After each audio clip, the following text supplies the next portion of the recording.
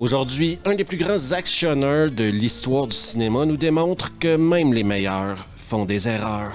Un film long comme un jour sans pain et con à bouffer du foin. Ceci n'est pas le Arnold que vous connaissez. De 1970, Hercule à New York. Et ça commence maintenant.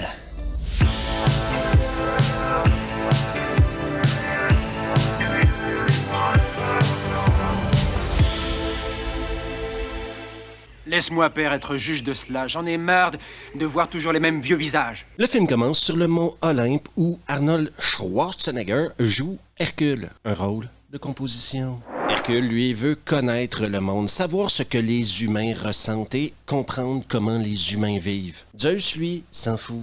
Et quand le générique de ce film-là commence, t'as véritablement le sentiment que t'es sur le point de vivre quelque chose de spécial, OK? Parce que tout d'un coup, t'es emporté par une musique qui te rappelle la fois où t'es allé manger des souvlaki dans un restaurant grec. Toujours avec l'odeur de la sauce tzatziki sous le nez, Hercule commence à parler trop mal à Zeus. Et ça commence à saouler Zeus. Donc Zeus va envoyer Hercule sur Terre. T'apprendras peut-être le respect envers tes aînés! Prenez 2 secondes pour réfléchir à comment, selon vous, un demi-dieu arrive sur Terre. Vous avez trouvé votre manière. Imaginez l'inverse de ça, et c'est exactement comme ça que Hercule arrive sur Terre. Après avoir nagé des centaines et des centaines de kilomètres, il se retrouve sur un bateau. Les dialogues du film, c'est exactement ce genre de moment-là qui fait en sorte que moi, j'apprécie énormément ce que je fais. T'adresses au capitaine de ce bateau, tu dois dire monsieur. Je suis Hercule. Tu me l'as dit. Sur le bateau, parce que les gens ne croient pas qu'il est Hercule, eh bien, Hercule décide de commencer à bastonner tout le monde. Mais bon, au loin, New York. Et Hercule arrive enfin à New York. Et quand il veut descendre du bateau, on a le droit à une autre baston. Ce coup-là, c'est Hercule avec une planche de bois contre 4-5 mecs. Comme le mec que je vous montre présentement à l'écran, je suis ébahi par ce que je vois. Et c'est justement ce mec-là qui sort Arnold du port et qui l'amène dans un taxi. Sauf que Hercule ne comprend pas le concept du capitalisme. Il veut être payé pour avoir conduit Hercule dans son char? C'est ça, mec. Et non seulement il va pas payer le chauffeur, mais en plus, moi je pense qu'il va lui ruiner sa semaine, quoi. Le parcours d'Hercule continue dans le merveilleux Central Park de New York et il se retrouve à un endroit où de jeunes étudiants universitaires s'amusent à s'entraîner à l'athlétisme. Hercule décide de leur montrer comment lancer un disque.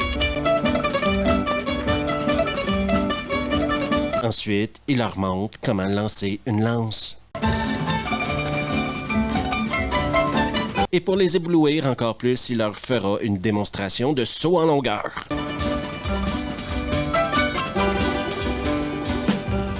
Il va tellement impressionner tout le monde qu'un professeur, dont j'imagine qu'un de ses boulots est de recruter des athlètes pour le programme d'athlétisme, décide d'inviter Arnold chez lui pour le thé. Et comme par surprise, Hercule, quand il arrive là-bas, il va rencontrer la fille du professeur.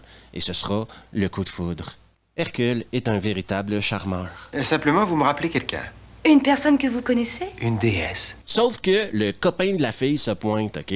Donc, ça faisait un bon 7-8 minutes qu'il n'y en avait pas eu dans le film.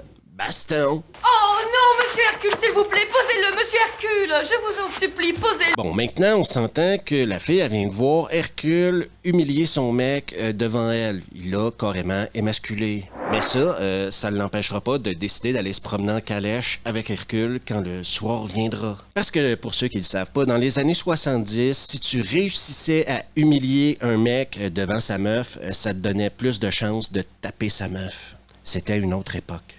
Ah, j'ai bien aimé aussi. Vous avez le mal du pays? Maintenant, et à la surprise générale, je vous mentirai pas, on apprend qu'un grizzly de 400 kilos s'est évadé du zoo et qu'il est en liberté dans le Central Park de New York. Et comme vous savez que Hercule est en train de se balader en calèche dans Central Park, qui, d'après vous, va tomber sur le grizzly de 400 kilos? Oh, mais vous pouvez pas vous battre! Revenez!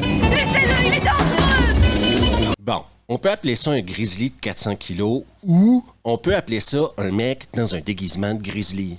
On voit au déguisement le budget approximatif du film. Mais bon, C'est Hercule qui se bat contre un mec dans un costume de grizzly, quoi. Devenu une célébrité, Hercule se lance dans la lutte. Vous apprendrez plus tard dans le film que la lutte, c'est pas le bon terme parce que c'est une erreur de traduction dans la VF. La lutte? Écoute, nous devons trouver du fric, Hercule, mais tu vois... Il devient si populaire que la mafia commence à s'intéresser à lui. Ils veulent devenir ses agents. Non, je ne le ferai pas.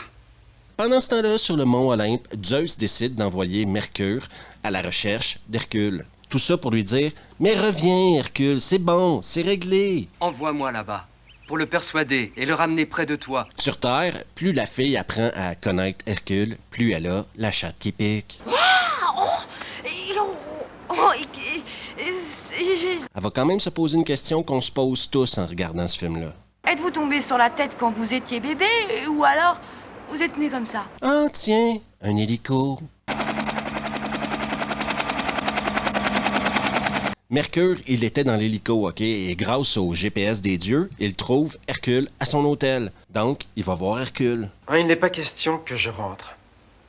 Zeus assiste, Hercule. Mercure commence à comprendre que Hercule, présentement, est en pleine crise d'adolescence, OK? Et même si le réalisateur a fait quelques erreurs techniques dans ce film-là, comme par exemple ajuster le focus de la caméra.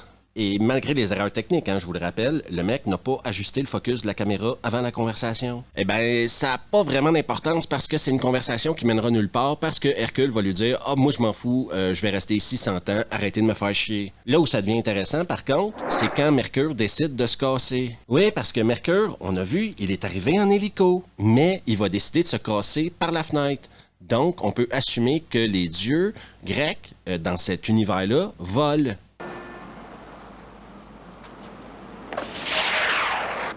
Le pote d'Hercule va aller tout raconter au professeur et à sa fille. Il est sous le choc. Il a vu un mec voler, quoi. Oui, je l'ai vu. Il s'est envolé la tête la première par la fenêtre. De retour sur Olympe, Zeus a la rage. Il décide donc de condamner Hercule à 100 ans en enfer. Mais pour la femme de Zeus, ce n'est pas assez. Juno, la femme de Zeus, décide d'aller voir Némésis. Juno réussit à convaincre Némésis d'empoisonner Hercule pour que Hercule perde sa force. Donc Hercule redeviendrait humain. Un humain vachement balèze, mais un humain quand même.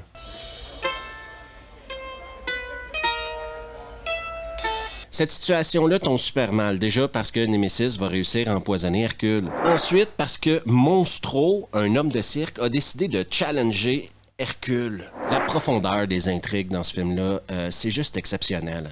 Passons maintenant au challenge qu'on appelle de la lutte depuis le début du film. Sauf que c'est pas de la lutte. C'est des mecs qui font de l'haltérophilie. Je sais pas qui a fait la traduction française de ce film-là, mais confondre la lutte et l'haltérophilie, c'est ordinaire. On n'avait pas la lumière d'allumer à tous les étages. Parce que de la lutte, c'est pas des mecs qui lèvent des poids. Ça, c'est des mecs qui lèvent des poids. Parlant de mecs qui lèvent des poids, la scène dure à peu près 10 minutes. Oui, c'est très long. Tout ça pour se rendre compte que rendu à 500 kilos, oui, 500 kilos, Hercule n'est plus capable de lever les poids. Il a levé 300, il a levé 350, mais 500, c'est trop.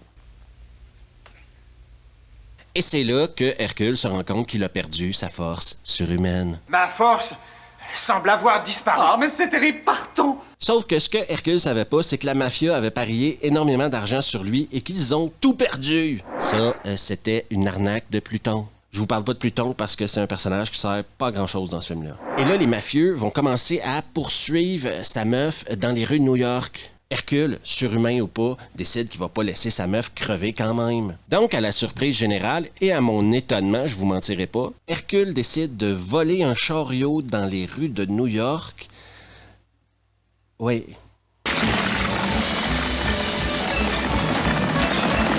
C'est absolument pas con et c'est du grand cinéma.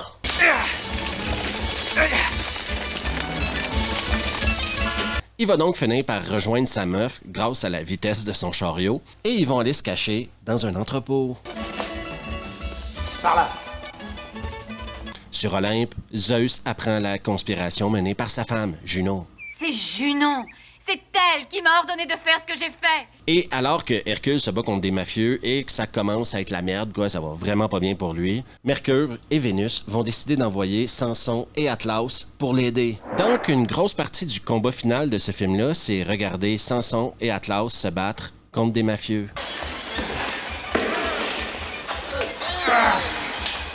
Et ce, jusqu'à ce que Zeus décide de redonner ses pouvoirs à Hercule. Parce que Zeus, c'est pas le plus grand fan de la race humaine, comprenez-vous? Et il va pas accepter que son propre fils fasse partie de cette sous-race-là. Donc, il lui redonne ses pouvoirs. Et là, on a le droit à la puissance d'Hercule. Morale de l'histoire, être un dieu ou un demi-dieu, c'est mieux qu'être un être humain. Et c'est la fin de Hercule à New York. Mais le grand Zeus a bien plus de sagesse qu'Hercule. Bonne nouvelle pour tout le monde, je viens de mettre fin à un débat de mecs bourrés de fin de soirée qui dure depuis des décennies. Et ce débat-là, c'est bien sûr quel est le pire film de Schwarzy. Non, ce n'est pas La course aux jouets. Non, ce n'est pas Le 6e jour. Et non, ce n'est pas L'effaceur. Le pire film de la carrière d'Arnold Schwarzenegger, c'est Hercule à New York. Et de loin. Même si sa carrière a quelques défauts et quelques erreurs de parcours, on pourrait dire, qu'il ait eu une carrière après sa performance dans Hercule à New York est presque incompréhensible. D'ailleurs, pour ceux que ça intéresse, même en VO, il est doublé. Ouais, c'est pas sa voix en VO. Il existe apparemment une version originale que tu peux avoir avec la voix d'Arnold, mais quand le film est sorti au cinéma, ils avaient doublé sa voix. Let me be the judge of that. I'm tired of the same old faces. Let me be the judge of that. I am tired of the same old faces. Et juste dire quand ce film-là est sorti au cinéma, ça me fait rire. À quel point ce film-là est nanardesque, déjà, il est beaucoup trop long. À 1h35, il y a genre 45 minutes de trop. Ensuite, un mélange de dieux grecs, de mafia, d'athlétisme, d'haltérophilie et de culturisme, ça fait beaucoup. Ensuite, il y a des moments malaisants dans ce film-là. Dans certaines scènes, tu vois les acteurs qui sont face à Arnold quand il joue. On dirait qu'ils sont incapables de dire leur réplique parce qu'ils attendent que Arnold finisse la sienne. Tu vois l'inconfort dans les yeux des acteurs et des actrices qui ont partagé l'écran avec Arnold de manière très claire. Hein? D'ailleurs, Arnold a tout fait pour que ce film-là ne sorte jamais en DVD, ne sorte jamais en Blu-ray. À une certaine époque, Arnold avait même averti les journalistes que si quelqu'un parlait de Hercule à New York dans une entrevue, eh bien, ça lui donnait le droit de se lever et de se casser de l'entrevue. Non, il le renie totalement. Et je ne vois pas pourquoi, parce que sincèrement, Arnold a connu une carrière incroyable, qui a fait un nanar dans sa vie. C'est pas la fin du monde, quoi.